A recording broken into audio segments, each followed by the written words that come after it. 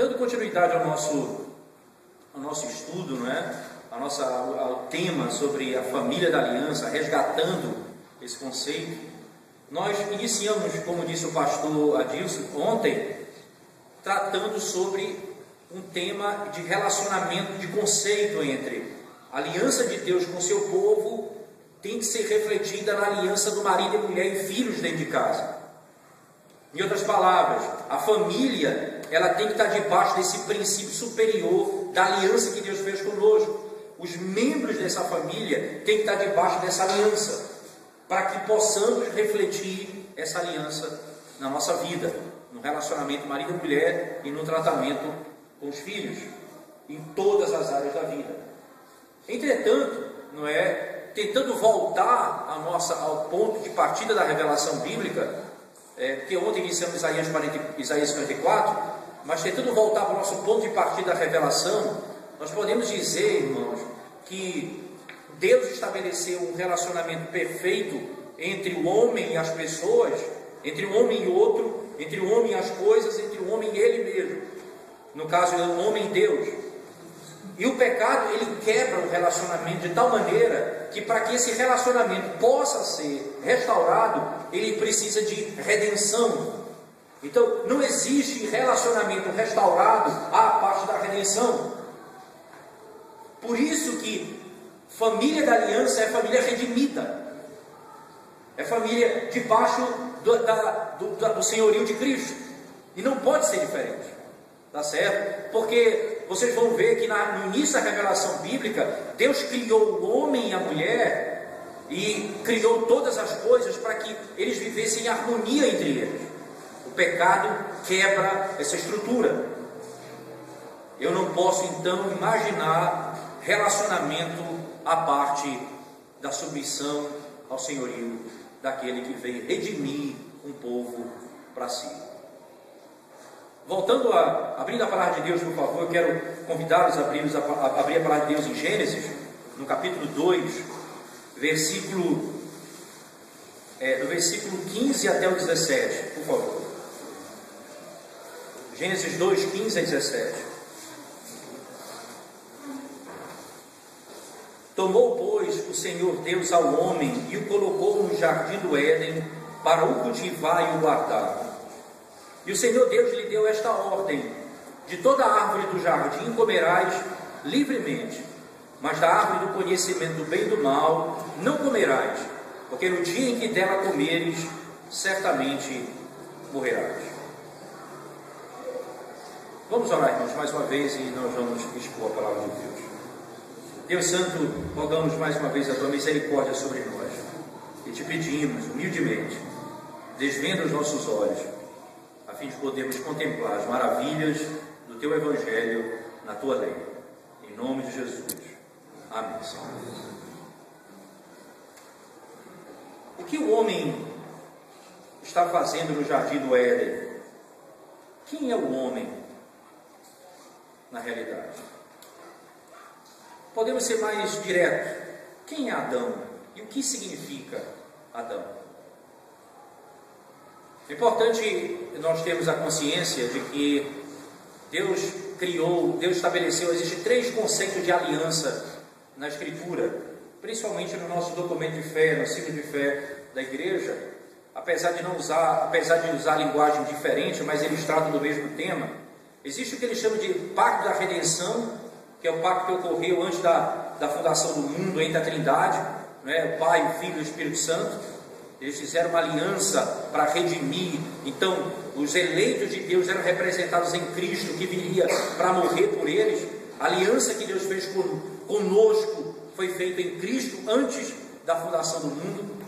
E alguém diz que Deus trata com 2 homens apenas na humanidade, com Adão ou com Cristo, não é? Se você está debaixo de Adão, você está debaixo das condenações de Adão. Se você está em Cristo, você está debaixo dos benefícios conquistados por Cristo. Então, Deus trabalha com você em 2 aspectos: ou você está em Adão, ou você está em Cristo. Veja que esse conceito de pacto da redenção é um conceito que aconteceu na eternidade, antes do mundo existir.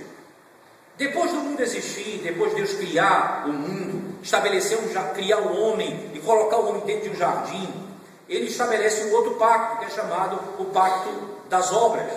Esse pacto das obras é conhecido como o pacto em que Adão deveria obedecer a Deus perfeitamente em todos os aspectos. Deus exigia de Adão obediência plena, perfeita. Perceba, Adão era perfeito, por isso ele poderia não pecar. Entretanto, Adão não era imutável, por isso ele poderia mudar. Isto é, somente Deus é perfeito e imutável. Adão era perfeito, mas não imutável. Tanto é que ele poderia cair, ele poderia sair do estado em que ele se encontrava, certo? Consequentemente, esse Adão foi colocado à prova dentro do jardim do Éden. E dentro dessa prova foi dado a ele 3 mandatos conhecidos, chamado mandato cultural, isto é, Deus disse a ele: domina sobre todas as coisas, sobre os peixes do mar, sobre os peixes, pássaros do céu, sobre as aves, os animais, domine sobre tudo e sobre todos. Deus deu a ele domínio sobre a criação. Deus também deu a ele um chamado pacto social, ou pacto de comunhão entre as pessoas. Esse pacto é ele estabelecido quando Deus cria a mulher para que ele não ficasse só. Então, ele pudesse refletir a vocação de Deus no relacionamento com a pessoa. Veja, ele deveria refletir ele deveria refletir a imagem de Deus no trato com a criação.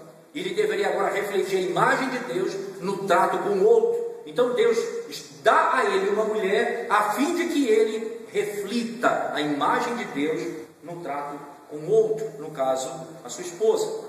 E também Deus dá a ele leis para que ele obedeça a palavra de Deus. Então no capítulo 2, versículo 15 a 17, nós lemos ele dizendo: você pode comer de todas as árvores do jardim livremente, exceto da árvore do conhecimento do bem e do mal, porque no dia que você comer dessa árvore, você certamente morrerá. Isso então implica que Deus estabeleceu que ele, para se relacionar com Deus, ele deveria ser obediente, isto é, ele não era criador, ele era criatura. Só Deus é autônomo. Adão era dependente, criatura de Deus, submisso às leis que o próprio Deus estabeleceu.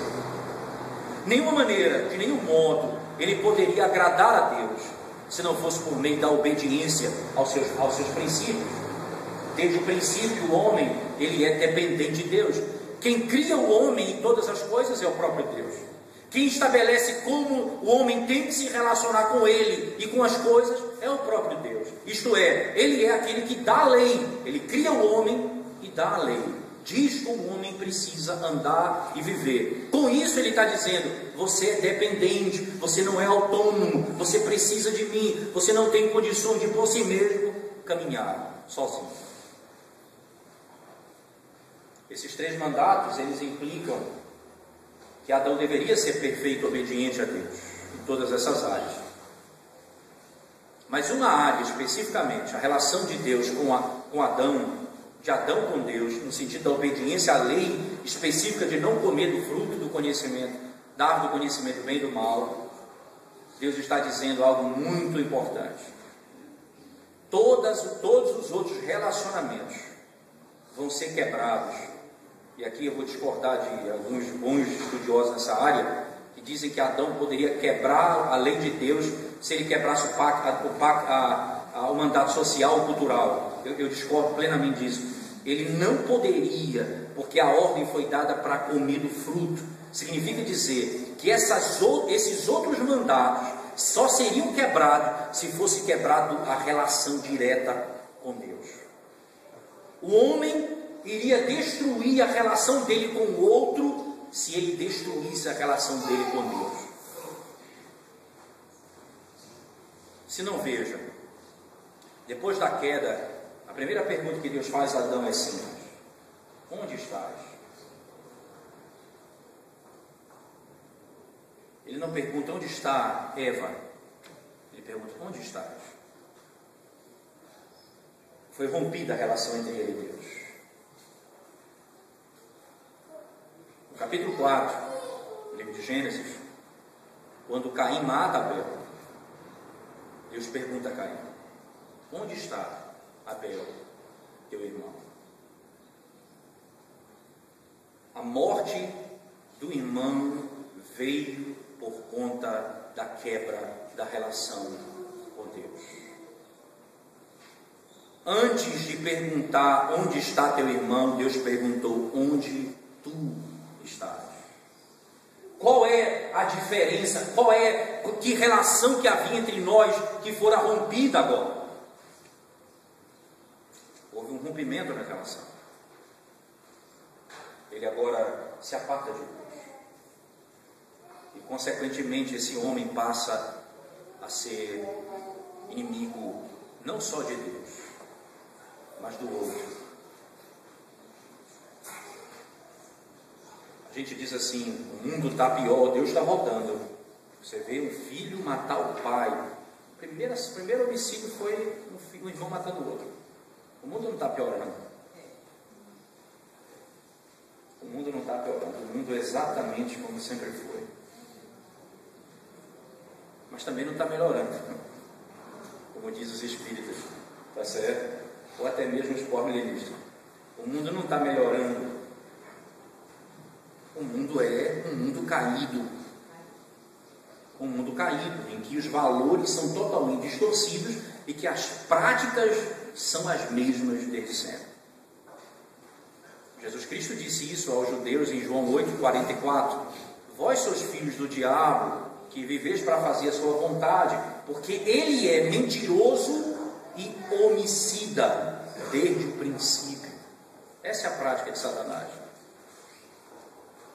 Ele é mentiroso e homicida desde o princípio. Ora, com isso, irmãos, aqui eu estou querendo estabelecer, voltando para o texto de Gênesis, que o primeiro padrão de aliança de pacto é o pacto das obras, isto é, Adão deveria obedecer a Deus. E caso ele obedecesse a Deus, nos seria atribuída a justiça dele. Isso aqui é um grande nó. Esse é um grande nó. E muita gente tem dificuldade de dizer isso. Mas quer dizer, a obediência de Adão nos salvaria. Ora, irmãos, o pecado dele não nos matou, não nos foi imputada a iniquidade dele, porque o contrário não seria também verdadeiro. Agora, se ele poderia fazer ou não, isso era outra questão. Agora, o fato é, o pecado dele me foi imputado. Romanos capítulo 5, versículo 12. Por um só homem entrou o pecado no mundo, e pelo pecado a morte. E esse pecado passou para todos os homens. Porque todos pecaram e todos estão mortos por meio do pecado de Adão. Então, Adão representava a raça humana. Ele era representante. Aí você talvez queira se rebelar contra essa maneira de Deus trabalhar. Assim, pastor, eu não concordo, eu acho injusto uma pessoa pecar e todo mundo pagar pelo pecado dele. Então você também não vai aceitar a obra de Cristo. Porque ele cumpriu tudo que Deus mandou por você, e você recebeu gratuitamente o que ele fez por você. Ele representou você também. Então, se você tem dificuldade com Adão, você vai ter dificuldade com Cristo, porque esse é o modo de Deus trabalhar, representativamente. Adão representava a raça humana. Mas Adão era mais do que o representante da raça humana. Adão era um sacerdote. Mas de onde vem isso? Sacerdote do quê? De onde esse conceito de sacerdote? Abra sua Bíblia comigo, por favor, irmãos. Livro de Ezequiel, capítulo 28. Ezequiel 28, por favor.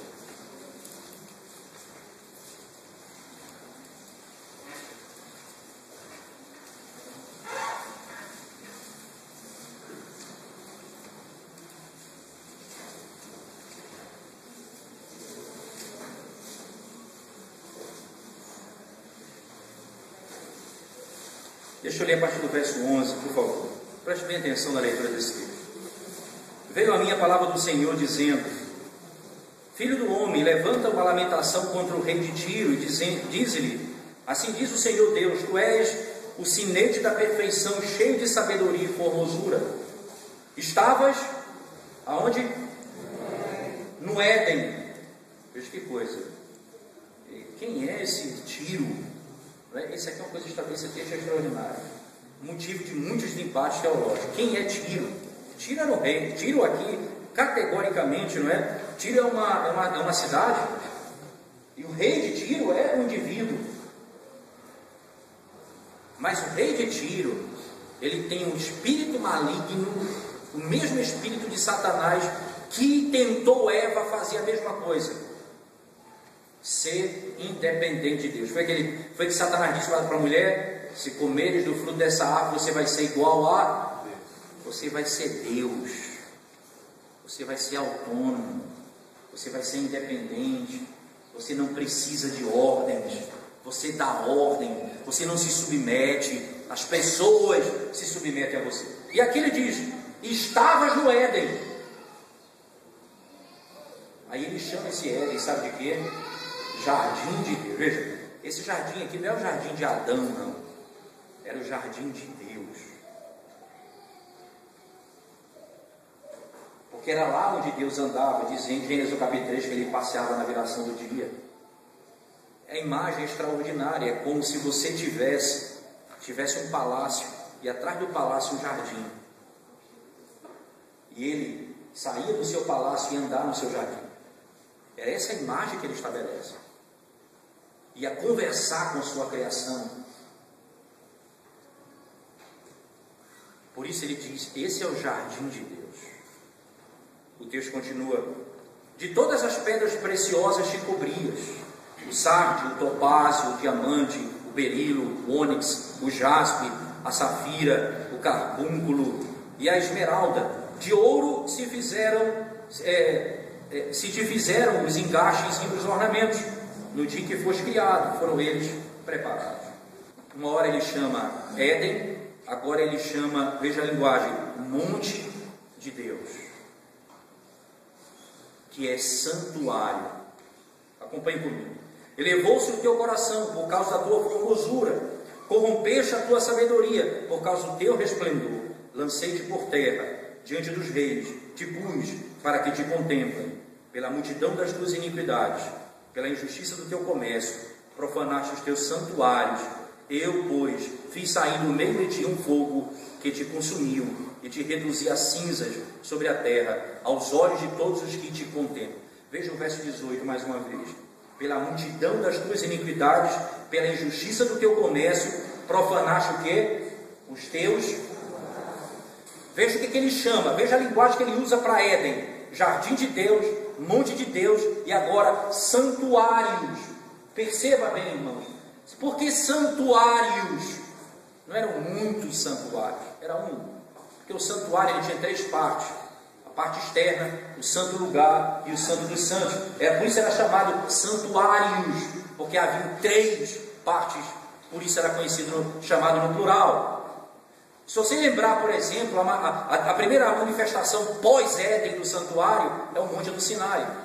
Quando Moisés vai receber a tábua da lei, acompanhe comigo, lembrem bem desse texto e acompanhe como funcionava. O povo todo estava ao pé do monte, e o povo não pôde subir até o meio do monte. Tanto é que eles tiveram que ficar. Quem subiu com Moisés? Moisés, Arão e os anciãos. Eles todos subiram até o meio do monte. No meio do monte, Deus disse: eles vão ficar aqui, apenas você vai entrar. E diz o texto que uma nuvem o tomou e ele foi levado para o alto, para o cume do monte. Veja, a entrada de Moisés na presença de Deus para receber a lei é como a entrada no santuário. Uma parte fica, um outro grupo fica no Santo dos Santos, no santo lugar, e apenas um adentra o Santo dos Santos. Essa é a linguagem utilizada, por exemplo, em Hebreus, que diz que Jesus Cristo não entrou em santuário feito por mãos humanas. Ele adentrou o santuário que ninguém pôde adentrar, só Ele. E nós adentramos nele como nosso representante. Então, a imagem desse monte é a descrição do Éden, o santuário onde Adão vivia. Era um lugar de adoração. Mas pastor, onde mais eu posso tirar isso aqui? Que ideia é essa? De onde vem isso? Acompanhe comigo ainda, por favor.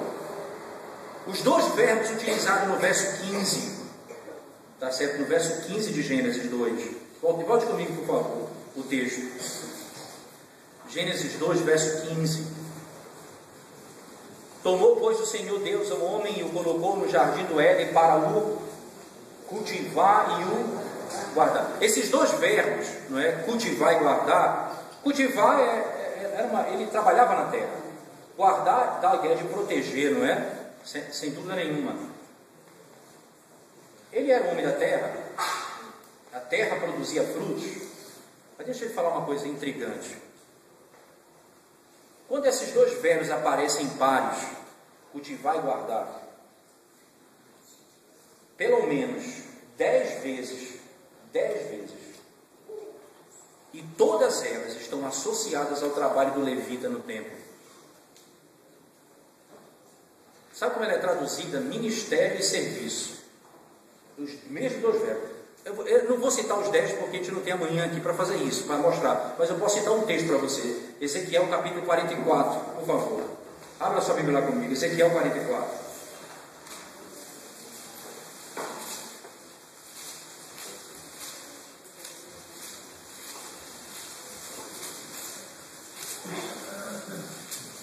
Versículo 14. Veja, e aqui, irmãos, é a reforma no ministério do santuário. Aqui é a reconstrução do templo e o trabalho dos levitas no santuário. Veja o verso 14 do capítulo 44, que aqui diz: contudo, eu os encarregarei da guarda do templo e de todo serviço e de tudo que se fizer nele. Veja, da guarda, e a palavra serviço é cultivar. É o mesmo verbo para cultivar e outro para guardar. Aqui é usada para o trabalho no santuário. O que é isso, irmãos? O que é que Gênesis está nos ensinando?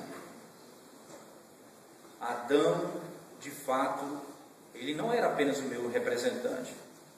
Ele era sacerdote de Deus, no santuário de Deus. E como sacerdote, ele iria revelar a glória de Deus na relação, no domínio dele da criação, no domínio dele, na obediência dele às leis de Deus como sacerdote, e também no trato com o outro. Não era bom que o homem estivesse só. Por que não era bom que ele estivesse só? Porque ele deveria também revelar o caráter sacerdotal no trato com o outro, não apenas com as coisas, mas com o outro. Por isso que no capítulo 2, versículo 22, não é? 23 a 25, não é? Você vai ter essa informação. E disse o homem: esta afinal é osso dos meus ossos e carne da minha carne. Chamar-se-á varoa, porque do varão foi tomada. Por isso deixa o homem pai e mãe, se une à sua mulher, tornando-se os dois uma só carne. Que princípio é esse? Lembra que ontem, na exposição da palavra, nós focamos nesse ponto aqui. O sacerdote vai revelar o pacto de Deus com ele dentro da relação familiar. É na família que Deus vai mostrar como ele se relaciona conosco. É lá na família que eu encontro misericórdia, que eu encontro graça, que eu encontro disciplina, que eu encontro amor, que eu encontro obediência, que eu encontro graça em todos os aspectos. É na família que eu encontro. E aqui Deus estabelece a relação familiar para que Adão, como sacerdote, possa manifestar a glória de Deus como sacerdote na casa, no lar. Ele não apenas vai manifestar o papel dele de sacerdote com as coisas, com a própria lei de Deus, mas também com o outro, com a outra pessoa.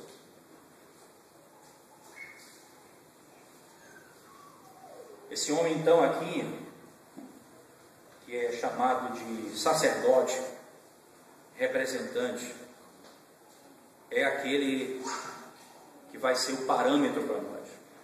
Pelo menos deveria ser. Mas o que foi que aconteceu? O que foi que aconteceu que deu tudo errado?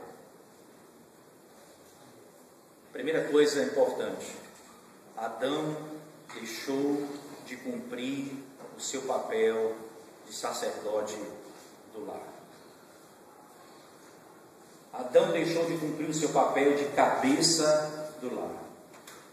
Segundo, a mulher passou a assumir o papel de cabeça do lar. Ela passou a ser sacerdotisa do lar. Houve uma inversão na ordem e a queda foi inevitável. A queda foi inevitável. Acompanhe comigo, por favor, irmãos, a sequência do texto. Verso 25, ele diz assim, do capítulo 2: Ora, um e outro, homem e sua mulher, estavam nus e não se envergonharam.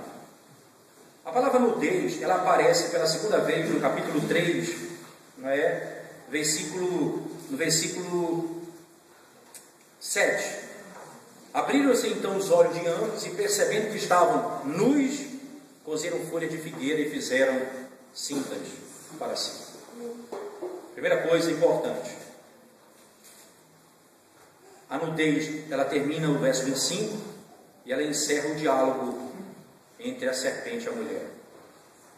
Mas entre o início e o final do verso 25, tem uma palavrinha no capítulo 3, verso 1, que ela é muito parecida com a palavra nudez. Diz assim: mas a serpente mais sagaz. Interessante que em português você não pode perceber isso, mas na língua hebraica a palavra nudez e a palavra sagaz, ela se escreve praticamente da mesma forma. Praticamente da mesma forma. É como se fosse apenas a mudança de um U para O. Se fosse assim, a ideia fosse Aron, Arum. Mas a escrita é a mesma, não muda nada a escrita da palavra nudez para a palavra sagaz. O que Moisés está tratando aqui na narrativa do texto, é simples. A simplicidade, a inocência, até o verso 25, ela é quebrada pela tentação e estrutura da sagacidade da serpente. E no verso 7, ela determina: nós estamos nus, e se escondem, porque no verso 25, eles estavam e não se envergonharam. Houve uma quebra na estrutura por conta da ação de Satanás. O que foi que Satanás fez? Que tipo de argumento que ele utilizou para derrubar Eva? Primeiramente, é importante dizer, irmãos, que Eva provavelmente não ouviu o mandato da boca de Deus, ouviu do marido, e ouviu do marido como ovelha de Deus. Isso é um fato. Mas um ponto importante é a resposta no diálogo que ela dá para a serpente cria uma nuvem de incertezas. Acompanhe comigo, capítulo 3, por favor. Mas a serpente, mais sagaz que todos os animais selváticos que o Senhor Deus tinha feito, disse à mulher: é assim que Deus disse: não comereis de toda a árvore do jardim. Veja que coisa extraordinária. É impossível não ter diálogo aqui. Ela começa perguntando, exatamente exagerando: é verdade que Deus proibiu comer de toda a árvore do jardim? Ele apenas uma árvore, não é? Ele já está, aqui é a semente do descontentamento. Nós temos tudo, mas se a gente não tem uma coisa, essa uma coisa anula tudo que nós temos. Você quer ver uma coisa simples? Eu tenho 3 filhos, já viram, uma de 3 anos, já está começando a me ensinar um negócio bom também. Mas o de 14 e 10 anos já me deram mais aula interessante.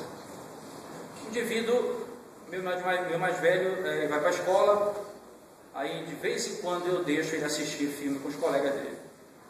Que filme é, qual a idade, quem são os colegas, fulano e fulano, todos crentes, você vai. Como é, papapá, vai para o cinema, tudo bem. Um dia, um belo dia, por causa do filme, por causa da idade, porque tinha colegas que não podiam, ele não gostaria que ele estivesse com eles, eu disse: você não vai. Aí ele me disse: o senhor nunca deixa eu ir para o cinema. Eu disse: olha, eu já ouvi isso no Éden. Preste atenção que eu vou lhe dizer. Você já ouviu isso em casa, não? Isso se repete.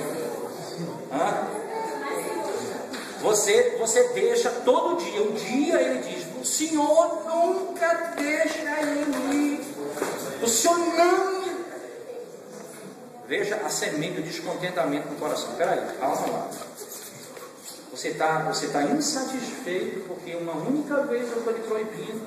E você está esquecendo de todas as vezes que eu deixei você ir. Essa é a estrutura do argumento de Satanás. E plantar no coração do homem e da mulher o descontentamento. Paulo disse: eu aprendi a viver contente. Isso é uma punhalada nos pensamentos malignos. Né? Eu aprendi a viver contente em toda e qualquer situação. Aprendi a estar contente quando tenho. Aprendi a ser contente quando não tenho, porque o que eu tenho é suficiente para mim, porque eu tenho Todo-Poderoso. Qual é a minha porção? É Deus. Então, no argumento, começa a colocar, não é? E às vezes a esposa gosta desse tipo de argumento também. Não é? Mas todo mundo tem, eu não tenho, eu precisar. A gente começa a olhar e esquecer do que Deus nos deu, daquilo que já temos, e esquecer que a nossa porção é Deus, e a gente começa a focar naquilo que a gente pode ter, que o outro tem, que deveria ter, e começa a gerar no meu coração descontentamento, e foi a primeira semente para gerar a queda, foi a semente do descontentamento. E a mulher capturou aquilo muito rápido. Oi. Eu tinha mais esposo. Meu marido era assim tanto. Muito caprichoso. Um dia que eu não fazia o café. Eu nunca chego aqui. Se a senhora tivesse ouvido falar isso aí, você meu filho, eu já ouvi isso na moeda. Extraordinário.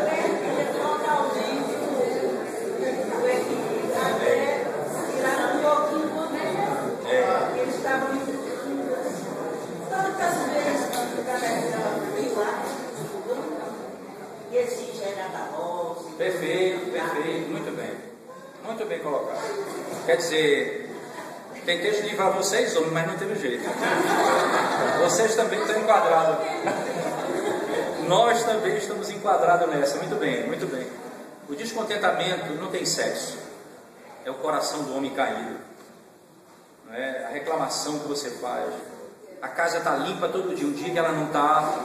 Eu chego aqui todo dia, essa casa está uma. Todo dia não é verdade. Hoje eu não estou me sentindo bem. Então, essa foi a primeira ação de Satanás. Veja bem. Isso tem a ver com família, não é? Relacionamento. A primeira ação foi descontentamento. E aí começa o diálogo. E aí você vai ver de onde vem liberalismo e legalismo. Presta atenção. Verso 2. Respondeu-lhe a mulher: do fruto das árvores do jardim podemos comer. Isso aqui está certo? Está certo, mas não está tudo certo. Esqueceram de uma palavrinha só: livremente. Ele disse assim: do fruto da árvore do jardim podemos comer livremente. Ela apenas disse: da fruta do jardim podemos comer. Aqui, irmãos, veja bem, aqui você já começa a ver o espírito, não é? Claro, categórico de alguém que não que adiciona, mas é um espírito, vamos dizer, se eu fosse pensar em hermenêutica, né? Liberalismo. Começa a extrair da Bíblia alguns sentidos, que no fim vai dar em algo muito ruim. Senão, veja, porque se for só isso aqui era bom, mas ela tirou livremente. Aí depois ela diz assim: respondeu-lhe a mulher: do fruto da árvore do jardim podemos comer. Tirou livremente. Verso 3: mas do fruto da árvore que está no meio do jardim, disse Deus: dele comereis, dele não comereis, nem tocareis nele, para que não morrais. Ela esqueceu de uma outra palavrinha aqui. para que certamente não morrais. Ela foi tirando expressões da Bíblia, livremente, certamente. E aí no verso 3, verso 4, então a serpente disse à mulher: é certo que não morrereis, porque Deus, no verso 3 ainda, dele não comereis, nem tocareis nele, para que não morrais. Veja, ela acrescenta, ela põe, ela tira a expressão livremente, ela tira a expressão certamente e acrescenta a expressão tocar. Não é nem para tocar, o texto não diz em tocar. Veja, ela tira livremente, ela tira certo, o certamente e coloca o tocar. Ela adiciona, ela tira e ela liberaliza. Eu pensei que fosse uma discoteca. Jogo de música tem igreja que tem jogo de música.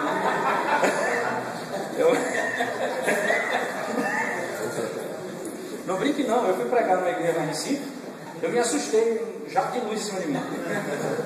Eu pensei que fosse uma brincadeira. Veja só que nesse caso aqui, irmãos,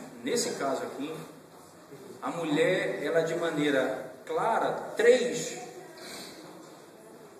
coisas ela adiciona, ela tira, tá certo? Ela abre as portas para a dúvida naquilo que Deus disse, a convicção naquilo que foi ensinado. E a palavra de Deus, ela precisa ser precisa na sua interpretação. E quando nós falamos em precisão, nós estamos lendo a Bíblia, nós temos que interpretar a Bíblia como ela é, e não fazer arrudei, não acrescentar, não tirar, não inventar, para que ela não chegue ao desejo do meu coração, porque exatamente o que acontece, as pessoas vão formulando a interpretação bíblica para chegar onde elas querem, elas praticam o que elas querem praticar. E o pior, alguns caem no pecado e eram contra aquele pecado que ele praticou. Quando ele cai no pecado, ele começa a arrumar a Bíblia para defender o pecado dele. Alguém disse para mim: eu adulterei, pastor, e Davi? Aí eu disse: e o senhor quer dizer então que Davi adulterou para lhe confortar no adultério? Então Deus disse assim: Davi adultere para que fulano de tal tenha conforto no pecado? É isso que você está me dizendo? Não, meu irmão, não, meu irmão, você está me dizendo que Davi conforta o seu adultério? Muitas vezes é assim que acontece. Nós usamos a Bíblia para o nosso próprio interesse, não é? Não, exatamente. Esse rapaz não tem muito conhecimento da Bíblia. É verdade, pura verdade. Pura verdade. Acontece que eu faço assim, a primeira pergunta a vocês agora, eu quero ouvir de vocês. Por que foi que a serpente procurou a mulher e não o homem? Porque ela estava só solitária, não é? Não. Porque ela era mais frágil? Também não. Não existe estrutura mais frágil para pecado. Homem e mulher são pecadores, eles têm a mesma estrutura. Ela era muito bonita. Deveria ser, mas não era essa a razão. Porque ela era mais fácil de convencer Adão. Ela era mais fácil de convencer Adão. Quem sabe, não é? Agora, diga.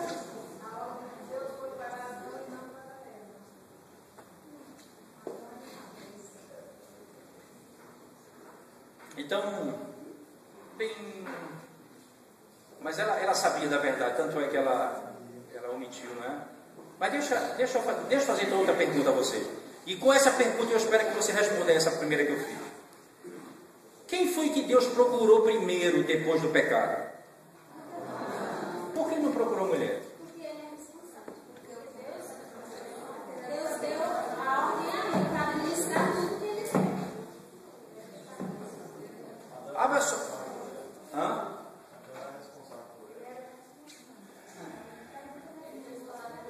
É muito bom ouvir essa resposta, porque está no caminho. Mas não está muito perto, mas está no caminho. Muito bom. Abra sua Bíblia, por favor. Eu queria que alguém lesse para a gente.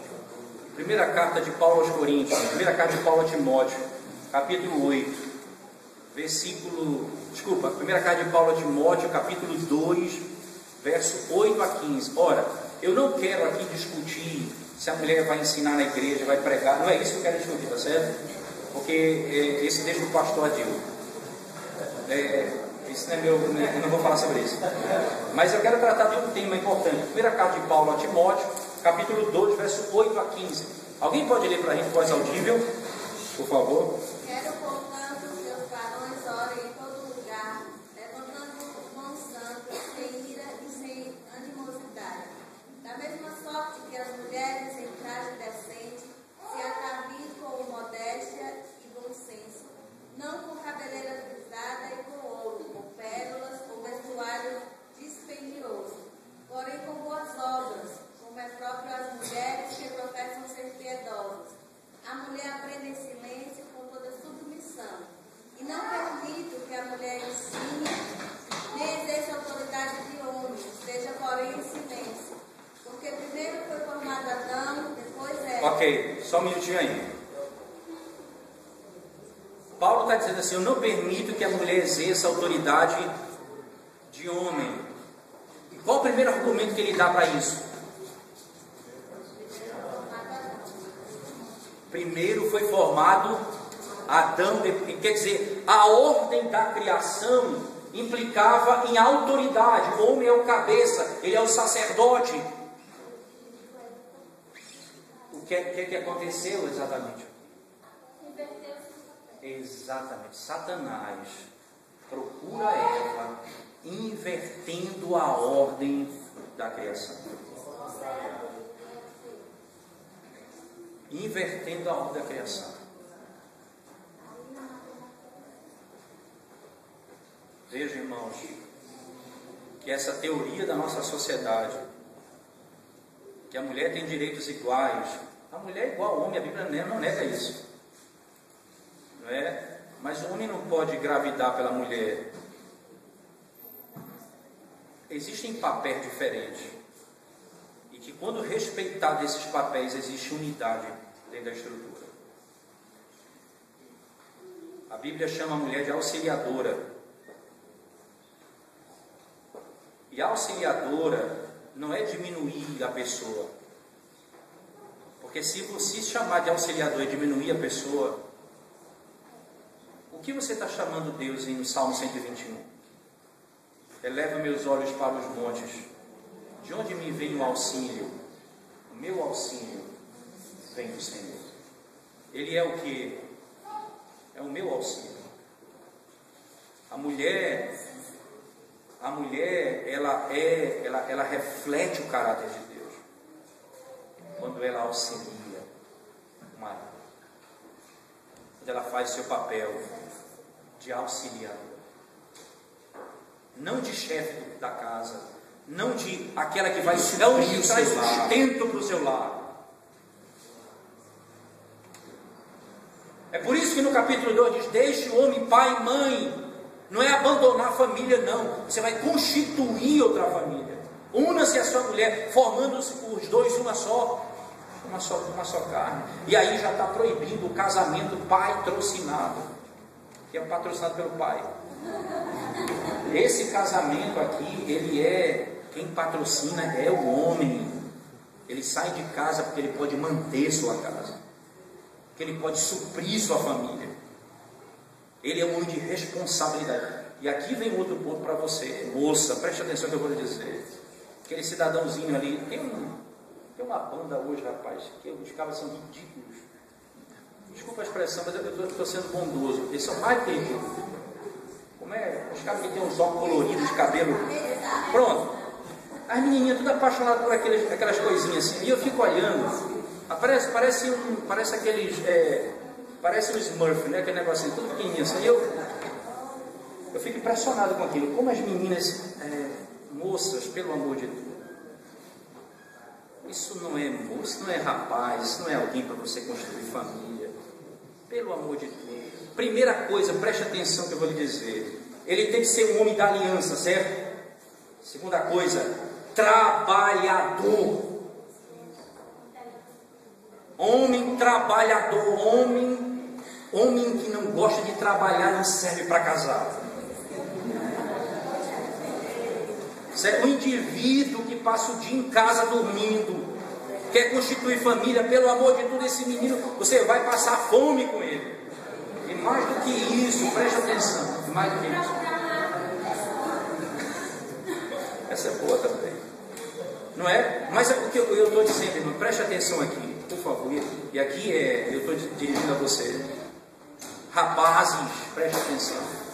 Um homem que teme a Deus, um homem que está na aliança, é um homem que sabe que o seu papel é de supridor, é um homem que trabalha. Oi. Manda aqui no versículo 15. Certo.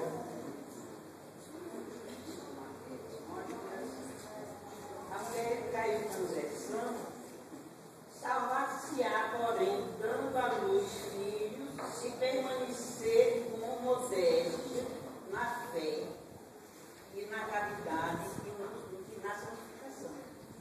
Perfeito. O papel dela é mãe. Ela vai salvar os Agora, preste atenção, salvar aí não é salvação eterna, não.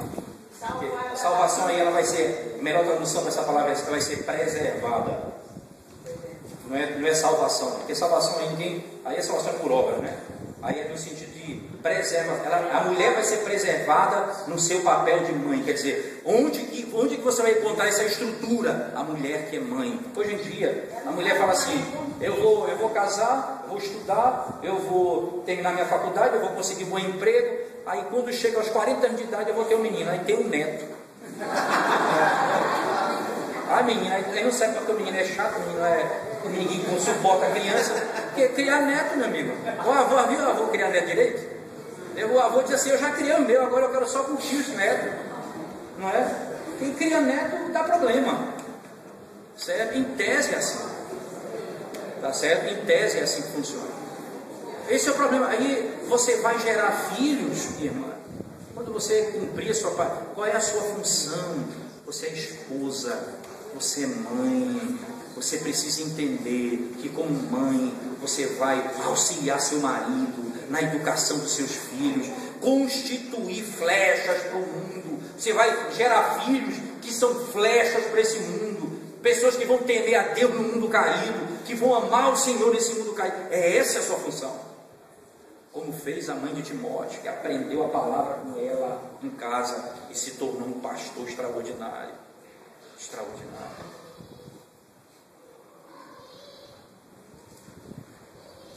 Mas aqui, deixa eu voltar para o texto, a confusão é grande, mas é importante isso. É importante essa reflexão, não é?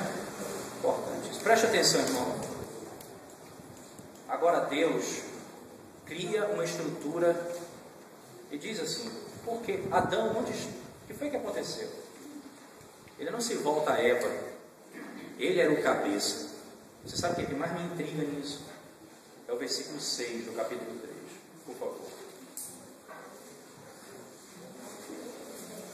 Vendo a mulher que a árvore era boa para comer, para se comer, agradável aos olhos e árvore desejável para dar entendimento, tomou-lhe do fruto e comeu, e deu também ao marido. E ele,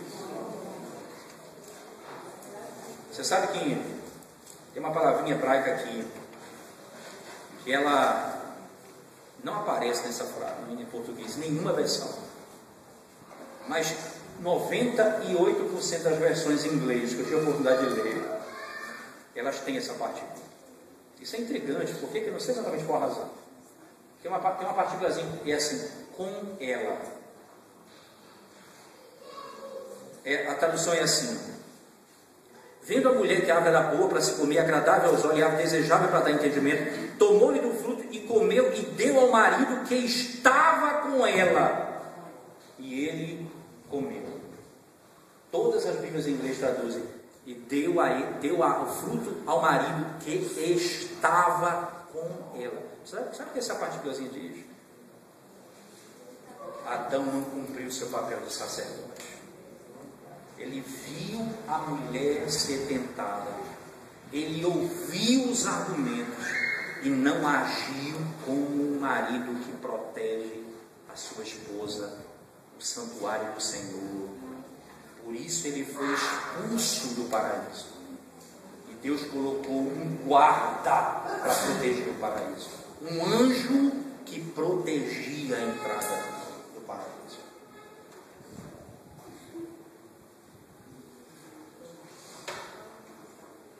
O marido não cumpriu o seu papel sacerdotal de proteger a sua casa, proteger seus filhos, proteger sua esposa e, acima de tudo, o paraíso de Deus.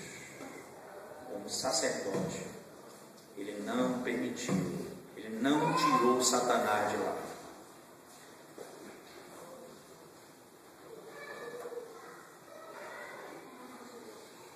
Não cuidou, ele não cuidou.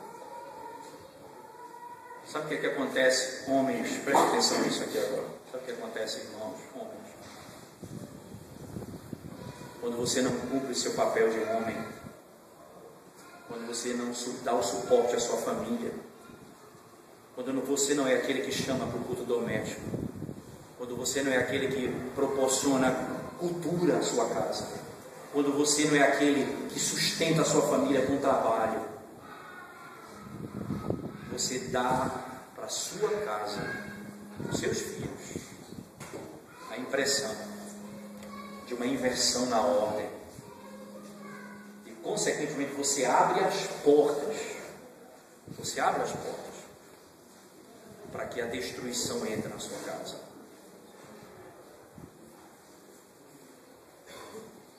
Eu estou vendo que um amigo do meu filho não é um rapaz bom. Mas não tem problema nenhum em deixar ele dormir na casa dele. Não vai dormir na casa dele, meu filho. Essa é minha responsabilidade. Você vai ficar na minha casa. Eu vou sair. Com quem você vai sair? Onde é que você vai? Eu vou com meus amigos da escola no shopping. Fazer o que no shopping? Nós vamos fazer isso. Leve o seu celular. Quem são essas pessoas? Fulano. Fulano, você vai, todos vão. Ok. Tal hora eu passo para ele pegar. Esteja pronto, tal hora. Vou levar e vou buscar.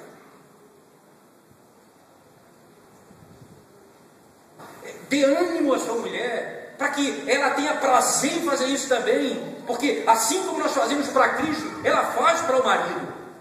Pense nisso que eu estou lhe dizendo. A mulher vai se vestir bem, porque o marido acha bonito que ela se vista bem.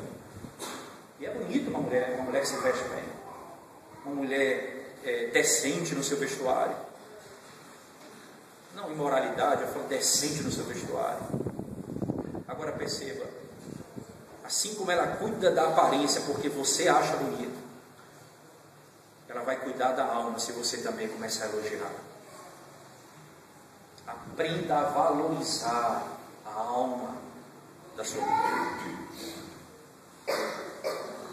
as coisas que ela tem de bom.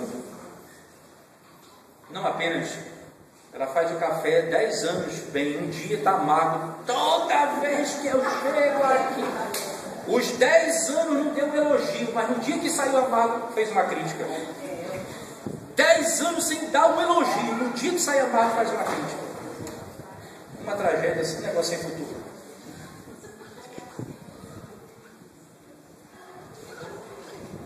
Mas onde é que isso vai acontecer?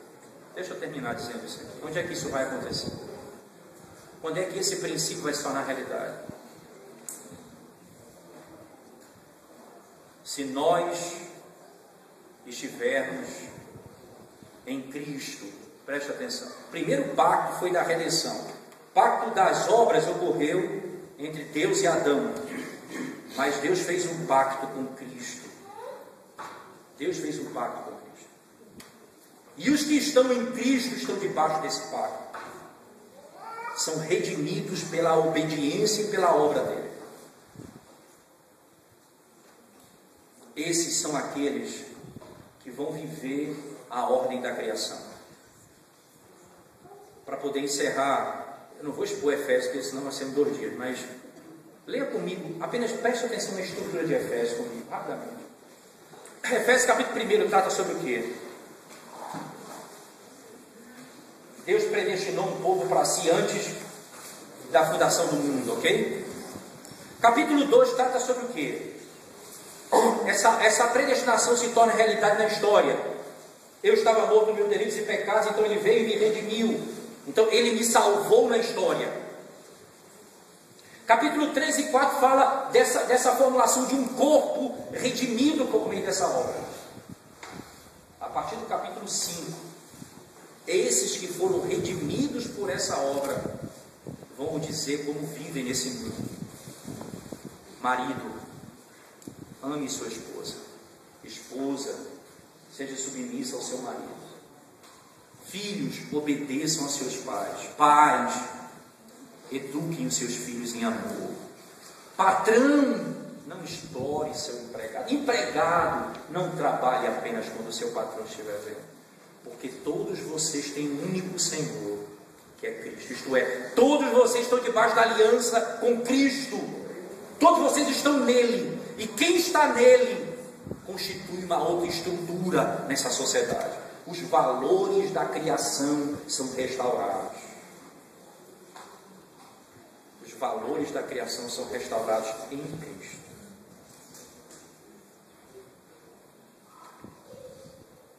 Marido, você quer aprender a amar sua esposa? Não procure um terapeuta, não. Caro para Dedé. E não resolve quase nada. Você quer aprender a amar sua mulher? Contemple a cruz de Cristo. E você vai saber o que é marido amar sua mulher. O noivo amar sua noiva. Deu a vida por ela. Você quer aprender a amar sua esposa? Contemple a cruz de Cristo.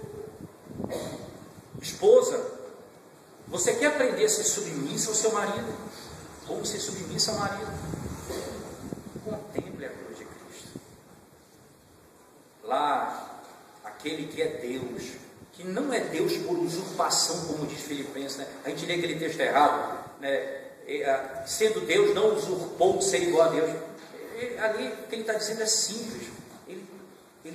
Ser Deus não é usurpação, porque Ele é Deus.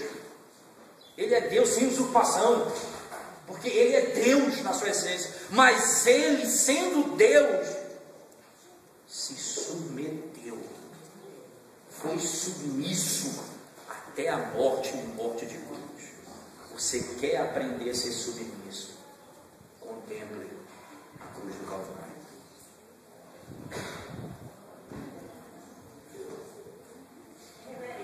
Filho, E por que ela dançou ela? não entendi. A serpente. Por que ela escolheu ela? Porque, exatamente porque ela quebrou a ordem da criação. Como eu tinha falado. Porque ela quebrou a ordem da criação. Exatamente. É isso. É nada disso, nada disso. Pelo contrário. Ok? Desculpa se eu não fui tão claro então. Agora, deixa eu dizer então, irmãos. Filhos, vocês querem aprender a ser obedientes aos seus pais? Contemplem a cruz de Cristo. Ali você vai ver o que é ser obediente. Até a morte. Pai, você quer aprender a educar seus filhos? Escute o que a palavra de Deus diz. Escute o que a palavra de Deus diz. O pai disciplina o filho a quem ele ama. Deus disciplina os seus filhos a quem ele ama. E o filho que foi punido por causa do meu pecado foi Cristo. Você quer aprender a educar seus filhos? Contemple a cruz do Calvário. Você quer aprender a ser senhor, a governar pessoas, a administrar? Contemple a cruz do Calvário. Marcos capítulo 10 diz: Quando a mãe de 2 dos apóstolos, Senhor, quando o Senhor chegar no teu reino, coloca um filho à tua direita, outro à tua esquerda. Jesus diz assim: no meu reino não é assim. Aqui nesse mundo existe alguém assentado no trono e os outros submissos a ele. No meu reino, quem quiser ser grande, seja o menor. Quem quiser ser maior, seja servo dos outros. Assim como eu, que não vim ser servido, mas eu vim servir e dar a minha vida por resgate de Deus. Na cruz do Calvário, você vai aprender o que é governar, o que é dar vida pelos seus.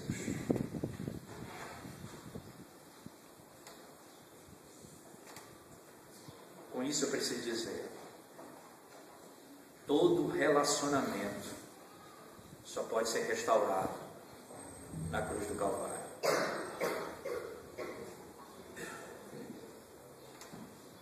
Porque o relacionamento que primeiro foi quebrado foi entre o homem e Deus.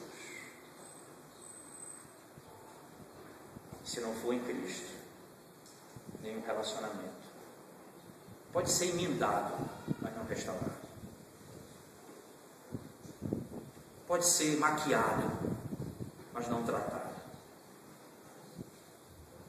Somente na cruz do Calvário. E eu quero convocá-los a colocar sua família aos pés da cruz. Para que você, marido, aprenda a amar sua esposa. Para que você, esposa, seja submissa ao seu marido. Para que você, filho, seja obediente ao seu pai. E para que você, pai, aprenda a educar os seus filhos. Que o Senhor nos ajude, irmãos, com a sua graça, a fazer isso para a sua glória. Vamos orar mais uma vez. Senhor bendito, te damos graças por tua palavra nessa manhã. E pedimos mais uma vez humildemente, aplica às nossas vidas, transformando toda a nossa vida.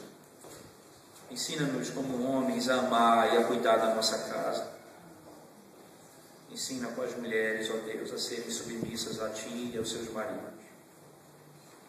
Ensina os filhos a serem obedientes e aos pais a educarem seus filhos. Instrua-nos, Senhor. Mas também te exaltamos, porque a cruz do Calvário, ela não apenas nos ensina, mas ela também nos redime e nos perdoa quando falhamos. Por isso, na cruz nós podemos clamar: tem piedade de nós, porque não temos agido como verdadeiros pais, quando não temos agido como o Senhor ordena, quando as mulheres não têm sido submissas aos maridos. Traga o teu perdão. Perdoa quando os maridos, ó Deus, não têm sido de fato cabeças do lar, pelo amor do teu nome. Perdoa-nos, restaura-nos e reconduz a nossa casa para a tua glória e para teu louvor, Senhor. Em nome de Jesus nós oramos. Amém, Senhor.